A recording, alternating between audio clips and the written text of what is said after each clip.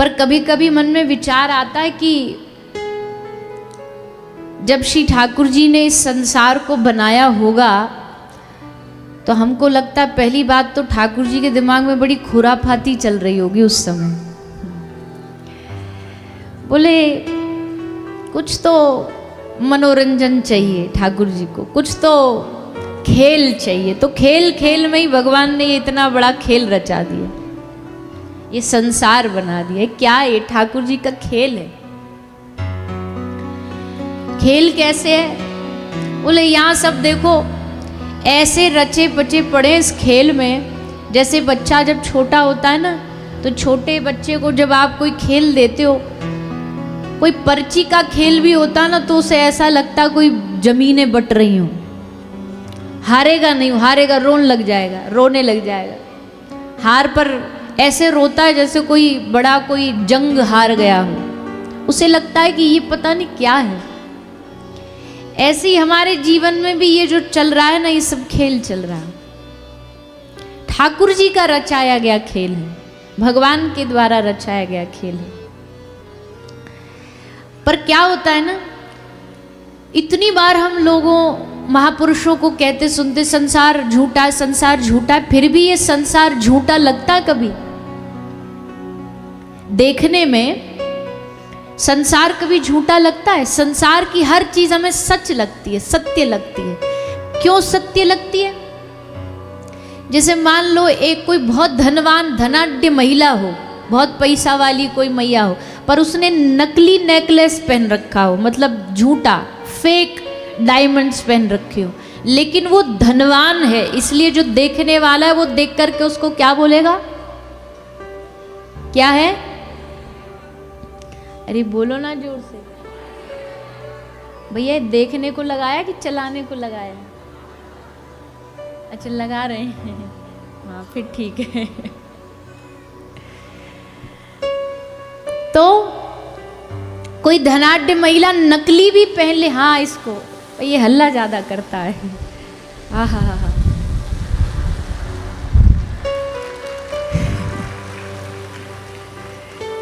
कभी कभी तो कथा में बहुत बुरा लगता है जब ये हूँ करता, आज बढ़िया लग रहा है।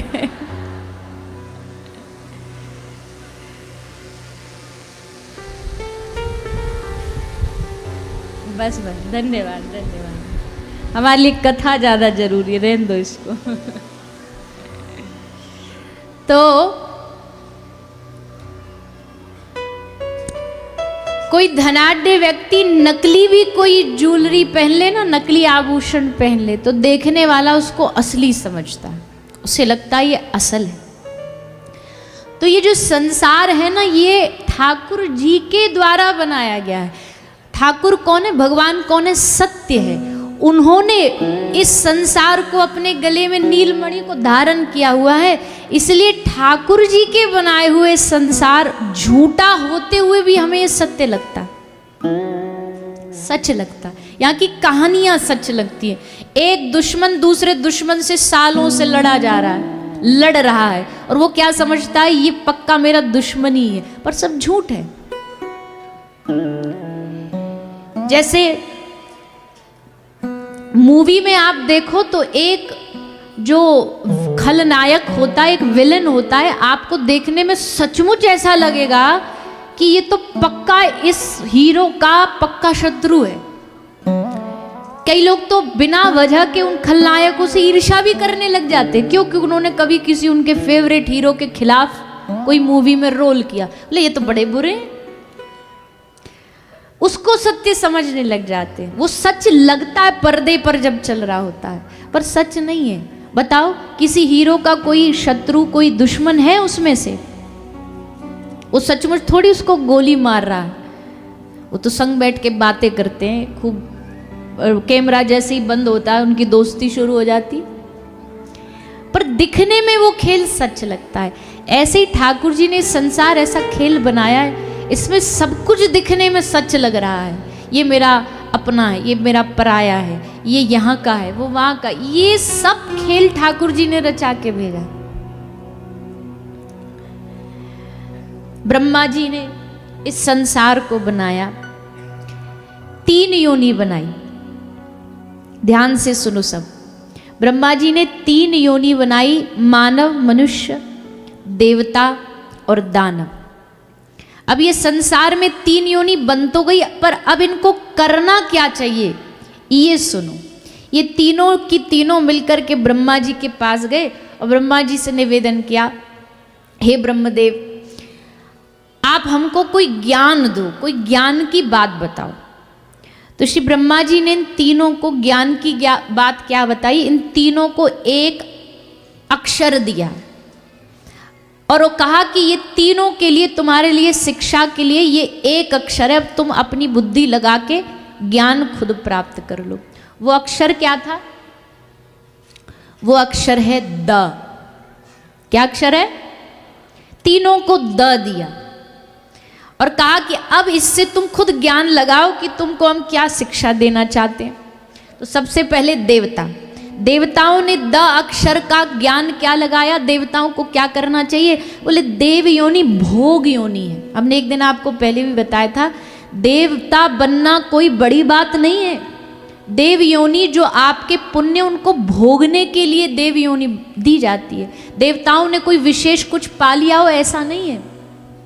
जो किया है उसको भोगने के लिए भगवान देवता बना देते। स्वर्ग में भोगने जाते, भोगने मतलब वैभव भोगा, सुख भोगे, अप्सराओं का संग किया, सोमरस पान किया, आदि आदि सुखों का भोग है वहाँ पर। बस जो मन चाहा मिल गया, ऐसे हाथ से जो भी मांगा तुरंत प्राप्त हो गया।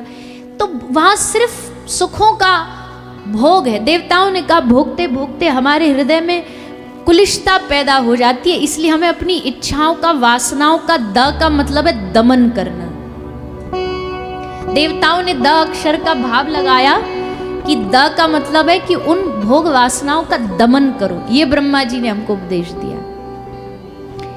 फिर राक्षसों की बारी आई। तुम्हारा द का मतलब क्या है? तो राक्षस कौन? राक्षसों में क्या ज्यादा दुर्गुण? सबसे ज्यादा राक्षसों में क्या होता है? हिंसा प्रवृत्ति के होते हैं, यानी कि किसी के भी लिए उनके हृदय में दया नहीं होती। जिसके हृदय में दया नहीं हो ना, समझ लो वही राक्षस है। भले वो मानवधारी मनुष्य ही क्यों ना हो, भले उसके सींग ना दिखाई दे रहे हो, पर आप समझना यही दैत्य है। जिसके हृदय में किसी के लिए पीड़ा ना हो, जिसके हृदय में किसी के लिए करुणा ना हो, हिंसा करता। और हिंसा भी केवल हाथ से मारना ही हिंसा नहीं होता। हाथ से मारना पीटना ये तो हिंसा है ही है। शब्दों की भी हिंसा होती है। कई लोग शब्द ऐसा गंदा गहरा बोल देते हैं कि वो शब्दों की हिंसा से व्यक्ति कभी उबर नहीं पाता है। तो शब्दों की भी हिंसा होती है। तो दैत्यों ने कहा कि द का मतलब ब्रह्मा जी ने हमें उपदेश दिया है दया। दैत्यों को क्या करना है? दया। दानवों को दया करनी है, देवताओं को दमन करना है। फिर बारी आई मनुष्यों की। मनुष्यों के लिए क्या शिक्षा दी ब्रह्मा जी ने? द का मतलब बोले देखो तुम्हारे पास सारी सुविधा है, मनुष्यों के पास जो मन चाहे कर्म कर लो, तुम्हें कोई नहीं रोकने वाला। इस दुनिया में तुम्हें कोई नहीं रोकेगा। भगवान भी चुपचाप बैठ के बस देख रहे हैं आपको, कर्म किए जा, कर्म किए जा। पर जब तुम कर्म कर लो ना, अच्छा कोई भी कर्म किया, शुभ कर्म किया, अब उसका कुछ अंश भगवान को दान करो, दो। तो द का मतलब है दान, देना, भगवान को समर्पित करो। जो भी कर रहे हो शुभ काम, घर का, परिवार का। अच्छा, वेद उपनिषदों में स्पष्ट लिखा है, शास्त्र स्पष्ट कहता है, जीवन में जो भी तुम अपने लिए उपार्जन कर रहे हो ना, उसका 10वां हिस्सा आपको वापसी भगवान, समाज, संत सबको देना चाहिए। अब अपने आप से पूछो, आज तक जन्म से लेके अब तक जो आपने कमाया किया, उसका 10वां हिस्सा आपने कभी दिया? पूछिए अपने आप से। तो इसका मतलब जानते हो क्या? इसका मतलब है कि आपका जो धन है ना, वो जमा होता जा रहा है। और जमा जमा जमा जमा होते होते एक तालाब में जब पानी बहुत दिन तक जम जाता है, तो फिर क्या होता है? अरे बोलिए ना, है क्या होता है? उसमें काई लग जाती है, हरी हरी जो होती है ना, चारों तरफ काई लग जाएगी, उसमें से धीरे धीरे दुर्गंध आने लग जाएगी। एक जगह रुका हुआ जो पानी होता है ना, उसमें दुर्गंध आ जाती है। एक जगह रुकी हुई हवा नहीं देती, वेंटिलेशन जरूरी है। वैसे ही हमारे जो भी शुभ कर्म है ना, उनमें वेंटिलेशन जरूरी है, शुद्धिकरण जरूरी है। शुद्धिकरण नहीं करते हम, अपने धन का भी शुद्धिकरण नहीं करते, तन का भी। तन की शुद्धि होती है स्नान से। तन कैसे शुद्ध हो? बिना स्नान की आपका तन शुद्ध नहीं माना जा सकता। भले आप, अब ठंडी चल रही है ना, तो कई लोग क्या करते हैं, तन की शुद्धि के लिए पूरी पूरी बोतल परफ्यूम डाल लेंगे अपने ऊपर। नहाना धोना कुछ नहीं, नहाने धोने के नाम पे बस ड्राई क्लीन कर लेते हैं। मानसिक स्नान, मानसिक डुबकी लगा ली हमने बस। तो तन की शुद्धि स्नान से, मन की शुद्धि ध्यान से, भगवान के चिंतन से, और धन की शुद्धि दान से। तो इसलिए जो हम शुभ कार्य कर रहे हैं ना, उसको बांटना जरूरी है, उसको देना जरूर। जमा करते करते तो हमारे एक बड़े अद्भुत महाराज जी एक दृष्टांत सुनाते, थोड़ा मजाकिया आनंद के लिए, विनोद के लिए। बोले देखो जमा करने से क्या होता। बोले एक सेठ जी थे, तो सेठ जी बड़े कंजूस थे, कभी कुछ देते दाते नहीं थे किसी को भी। घर में उनके कोई ज़्यादा परिवार भी नहीं था, एक बस नाम का उनका एक नौकर था, वो उनके साथ रहता था। उसको भी बेचारे कुछ नहीं देते थे।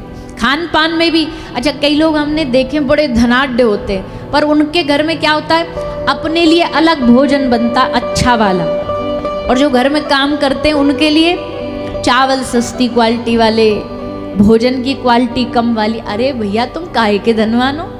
कैसे धनवान हो? तुम सब में एक बराबर भाव न रख पाए, तुम्हारे धन का क्या लाभ है?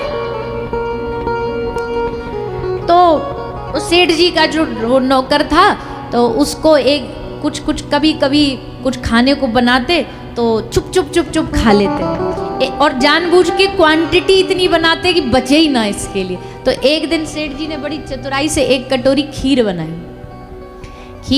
अब एक कटोरी खीर खाने वाले दो। तो सेठ जी बोले नौकर को कि भैया एक काम, रात को सो जाते हैं, इसको रख देते फ्रिज में खीर को, रात को सपना देखते हैं, और सपना जिसको बढ़िया वाला आएगा, अच्छा वाला सपना आएगा, कल वो खीर खाएगा। अच्छे सपना जिसको आएगा उसको खीर मिलेगी। नौकर बोला ठीक है सेठ जी। रात को सो गए, सुबह जगे तो सेठ जी ने उठ करके, अच्छा सेठ जी उस सपना कोई बढ़िया तो आया नहीं था, पर उन्होंने प्लान बना रखा था कि हम ऐसा बढ़िया वाला सपना फेंक के मारेंगे कि खीर हमें ही मिल जाएगी। तो सेठ जी उठे, नौकर को बोला बोले इधर आ। तो वो गया, बोलिए सेठ जी क्या सपना देखा? बोले हमको सपना दिखा, आधी रात को हमको स्वर्ग ले जाने के लिए इंद्र देवता आए, इंद्र देवता स्वयं पधारे। क्या है, देवता हम पे फूल बरसा रहे थे, हमारे लिए रेड कारपेट बिछाया गया, और उस पे हम बड़ी शान से स्वर्ग में अंदर प्रवेश किए, भीतर गए, बड़ा चढ़ा के बता दिया। फिर बोला नौकर को तू बता तुझे क्या दिखा? तो बोला सेठ जी हमको सपने में एक काला काला सा आदमी आया रात को, और हाथ में डंडा लेकर के आया, और सोते सोते हमको बोला उठ रसोई में चल। सेठ जी बोले फिर? बोले हम उठे, हम रसोई में गए, सेठ जी वो भी हमारे पीछे पीछे गया, और जाकर के रसोई घर में बोला फ्रिज खोल। फिर बोले हमने फ्रिज खोला, फिर बोला कि खीर निकाल, फिर बोले खीर निकाली, और फिर बोले फिर हमारे सर पे डंडा रख के बोला खीर खा। बोले फिर? बोले सेठ जी मरता क्या नहीं करता तो खाली। बोले हाँ सेठ जी अब बताओ डंडा सर पे तो क्या खीर, या तो डंडा खा लो या खीर खा लो, हमको खीर वाला ऑप्शन ज्यादा बढ़िया लगा। बोले हमको क्यों नहीं बुलाया? बोले आप तो स्वर्ग गए हुए थे ना, आपको काहे को डिस्टर्ब करते हम, इसलिए हमने खा ली। तो महाराज जी कहते इसका मतलब समझते हो कहानी का? बोले क्या मतलब है? बोले मतलब है कि भैया जो है ना तुम्हारे पास उसको पहले बांट के खा लो, जमा करके रखोगे तो कोई ना कोई ऐसे आ जाएगा और तुम्हारी खीर चट कर जाएगा, कुछ नहीं बचेगा तुम्हारे लिए, कुछ हाथ में नहीं आएगा तुम्हारे। इससे पहले कि वो पूरा करे, इससे बढ़िया तो बांट लो। देखो भैया बड़ी सीधी सी बात है, इस संसार में जो दोगे वो मिलेगा। इकोसिस्टम है, जैसे पहाड़ियों में खड़े होकर के आप जोर से आवाज जो भी लगाओगे, बोलो राम, तो वहां से 2 बार आवाज आएगी, राम राम राम। अच्छा बोलोगे तो अच्छी आएगी, बुरा बोलोगे तो बुरा आएगी। जीवन भी एकदम एग्जैक्टली वैसा ही है। यहाँ जो बोला, जो दिया जाएगा वही वापस घूम करके आता। इसलिए मानवों का धर्म, मानवधारियों का धर्म यही है कि हम किसी भी प्रकार संसार में बांटें, दें, दान करें। क्या दान करें? अब ये तो पैसे वाली बात हो गई, धन वाली बात हो गई, आपकी कमाई वाली। पर भैया देने के लिए तो दुनिया में बहुत चीजें, बहुत चीजें दी जा सकती हैं। किसी ने एक बार नदी से पूछा, नदी से सागर ने पूछा, नदी से सागर कहता है कि मेरे पास इतना अथाह जल है, अथाह जल है, फिर भी मैं खा रहा हूं, कोई मुझे चखता भी नहीं। समुद्र कभी कोई चखता है, कभी पीता है समुद्र का पानी? और तुम इतनी मीठी क्यों हो? गंगा, यमुना, सरस्वती, कावेरी, त्रिवेणी, देखो कितनी अद्भुत नदियां हैं, सब जाएंगे उसका जल पान करेंगे। तुम इतनी मीठी क्यों हो, मैं इतना खारा क्यों? तो नदी ने मुस्कुराते हुए कहा कि हम सबको बांटती चलती हैं, देती हैं, इसलिए हम मीठी हैं। तू सब इकट्ठा करता जाता, इसलिए तू खारा की खारा रह गया। समुद्र कभी देता थोड़ी है किसी को, समुद्र तो इकट्ठा करता, इसलिए तू खारा। तो भैया संसार में हमें ये नियम लेना चाहिए कि जीवन में जितना प्रदान कर सके, जितना दे सके, शुभता दीजिए, अच्छाई दीजिए। बुराई तो संसार में है ही ऑलरेडी, इतनी है कि अखबार खोल के देखो तो तुम्हारे रोंगटे खड़े हो जाएं रोज, क्या हो रहा है इस दुनिया में। लेकिन जब कभी ऐसे सत्संग के माहौल में हम बैठते हैं तो यहाँ जो सत्संग में बैठे हुए लोग हैं ना, इनका विशेष धर्म बन जाता है, कर्म बन जाता है, जिम्मेदारी बन जाती है कि हम दुनिया में कुछ अच्छा बांटें, कुछ अच्छा दें। यहाँ आकर के भी अगर तुम कथा में बैठे हो और यहाँ आकर के दूसरे वाले श्रोता से तुम्हारी महाभारत हो रही है, लड़ाई हो रही है, झगड़ा हो रहा है, काय बात का हो रहा है? जगह का, जगह के लिए लड़ रहे हो। तो हमको लगता है फिर ये जो हम प्रवचन इतना लंबा चौड़ा सुना रहे हैं, इसका कोई फायदा नहीं। इसका फायदा कब होगा? जब आप कथा में और कोई दूसरा श्रोता आ जाए तो आप उसको हाथ जोड़ के कहो भैया चल तू बैठ ले, हम थोड़ा पीछे बैठ जाएंगे, तू यहाँ बैठ जा, हम और पीछे चले जाएंगे। पर महाराज यहाँ तो उल्टा है, हम तो बाकी टांग खींच के खुद आगे जाएंगे, खुद आगे बैठेंगे। तो प्रयास करें कि संसार में खासकर विशेषकर भगवत जनों को प्रयास करना चाहिए कि हम दें, प्रदान करें। जितना आनंद बांटेंगे उतना जीवन में आनंद कंद भगवान हमारे आएंगे। अब चलिए आनंद कंद भगवान की शरण में चलते हैं। कल जहाँ कथा विश्राम करी वहीं पर फिर से पुनः उसी श्रृंखला को, प्रसंग को प्रणाम करते हुए सब लोग कहाँ चलेंगे? कल कथा कहाँ विश्राम हुई थी? अरे बोलो ना, भूल गए? ई लेना भैया,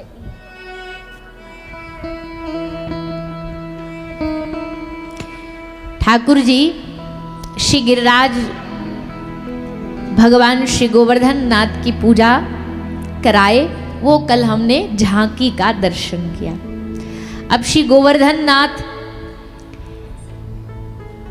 कौन है और श्री गिरिराज महाराज प्रिय हैं। गिरि द्रोणाचल के पुत्र हैं श्री गोवर्धन नाथ। एक बार कथा आती है कि दुर्वासा से मिलने के लिए। तो दर्शन करते करते वहीं उनको श्री गिरिराज जी दिखाई दिए। बड़ा सुरम्य सुंदर वृक्षों से सुसज्जित, लताओं से पल्लवित श्री गोवर्धन जी को देख करके दुर्वासा तो इसको हम अपने साथ लेकर के जाना चाहते हैं। श्री गोवर्धन नाथ जी, श्री गिरिराज जी बोले दुर्वासा जी ठीक है प्रभु ले चलो, हमको कोई परेशानी नहीं, पर हमारी एक शर्त है। क्या शर्त है? बोले हमको हाथ पर उठा करके लेके चलना पूरे रास्ते, पर अगर कहीं आपने हमको हाथ से नीचे रख दिया ना उतार करके, तो फिर हम अब परमानेंट बैठ जाएंगे, फिर हम वहां से हिलेंगे नहीं। बोले ठीक है। तो लेकर के श्री गिरिराज जी को द्रोण पर्वत से चल पड़े श्री दुर्वासा ऋषि। चलते चलते चलते सारी भारत की यात्रा करते करते अब वो जा रहे थे ब्रज से, ब्रज 84 कोस से क्रॉस करके जा रहे थे। सो जैसे ही ब्रज आया तो श्री गोवर्धन नाथ जी के स्मरण में आया कि भैया द्वापर में इस भूमि के भाग्य खुलने वाले, क्योंकि यहाँ हमारे ठाकुर जी का अवतार होने वाला है। ठाकुर जी को अवतार होगो तो क्यों ना हम यही ब्रज में निवास कर लें, ताकि हम पे ठाकुर जी अपने चरणन से चढ़ें, गैया चढ़ें, ग्वाल बाला चढ़े। तो गिरिराज जी ने क्या किया, श्री गोवर्धन नाथ जी ने अपना वजन बढ़ाया। इतना वजन बढ़ाया, इतना वजन बढ़ाया कि ऋषि सहन नहीं कर पाए और उन्होंने हाथ से गिरिराज जी को नीचे विराजमान कर दिया। गोवर्धन नाथ जी बोले बस अब यही हमारा पूरी सेवा है, अब यहाँ हम द्वापर में आनंद लेंगे। ये द्वापर का भाव है। एक त्रेता का भी भाव है गिरिराज जी का, त्रेतायुग का। त्रेतायुग का क्या भाव है? जब हनुमान जी जड़ी बूटी लेने गए तो इनसे मंगवाई गई तो थी कि टैबलेट ले आओ, एक पूरा पूरा मेडिकल स्टोर उठा लाए। फिर समुद्र मंथन हुआ, समुद्र मंथन में कई सारे पर्वतों की आवश्यकता पड़ी। उस पर्वतों में श्री सेतु में लगाने के लिए श्री गिरिराज जी को लाया जा रहा था कि इतने में ही रास्ते में श्री हनुमान जी को मनीमन ठाकुर जी ने भाव दिया, मतलब कॉलिंग करी कि सेतु बन गया, अब आवश्यकता नहीं है पत्थर की, जो जहाँ है वहाँ से आ जाओ, लौट आओ। तो श्री हनुमान जी ने गिरिराज जी को कहा कि अब आपकी सेवा की आवश्यकता नहीं। तो गिरिराज जी रोने लगे। हम तो चाहते थे कि हम श्री राम प्रभु के चरणों के नीचे सेवा में लग जाएं, हमारे ऊपर से श्री राम जी निकल करके जाएं। हनुमान जी ने कहा इस जन्म, इस अवतार में तो ये हो नहीं सकता, पर अगले अवतार में आपकी इच्छा पूरी होगी, आप गोवर्धन नाथ बनोगे ब्रज में और वहां ठाकुर जी अपने चरणों की छाप आपके ऊपर छोड़ेंगे। आज भी भैया जो ब्रज जाता है ना, उसको ब्रज जाकर के गोवर्धन जी का, गिरिराज जी का दर्शन जरूर एक बार करके आना चाहिए, तभी ब्रज परिक्रमा पूरी होती है, तभी ब्रज यात्रा पूरी होती है। श्री गिरिराज जी के दर्शन के बगैर ब्रज यात्रा पूरी नहीं हो सकती। अद्भुत है श्री गिरिराज भगवान, गिरिराज जी की तलहटी, गिरिराज जी का मुखारविंद। और अभी भी देखो वृंदावन हो गया, थोड़ा थोड़ा वहाँ भीड़ बढ़ गई है, विकास थोड़ा ज़्यादा हो रहा है, पर गोवर्धन जी अभी भी अपनी पुरातन जो थोड़ा सा स्वरूप है उसको अभी भी धारण किए हुए हैं।